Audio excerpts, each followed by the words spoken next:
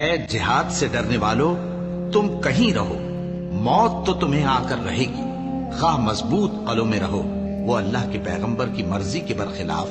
بیٹھ رہنے سے خوش ہوئے اور اس بات کو ناپسند کیا کہ اللہ کی راہ میں اپنے مال اور جان سے جہاد کریں، اور دوسروں سے بھی کہنے لگے کہ گرمی میں مت نکلنا۔ ان سے کہہ دو کہ دوزخ کی آگ اس سے کہیں زیادہ گرم ہے، کاش یہ اس بات کو سمجھتے، اور اگر وہ نکلنے کا ارادہ کرتے تو اس کے لیے سامان تیار کرتے، لیکن اللہ نے ان کا اٹھنا اور نکلنا پسند ہی نہ کیا تو ان کو ہلنے جلنے ہی نہ دیا، اور ان سے کہہ دیا گیا کہ جہاں معذور بیٹھے ہیں تم بھی ان کے ساتھ بیٹھے رہو۔ اگر وہ تم میں شامل ہو کر نکل بھی کھڑے ہوتے تو تمہارے درمیان شرارت کرتے اور تم میں فساد ڈلوانے کی غرض سے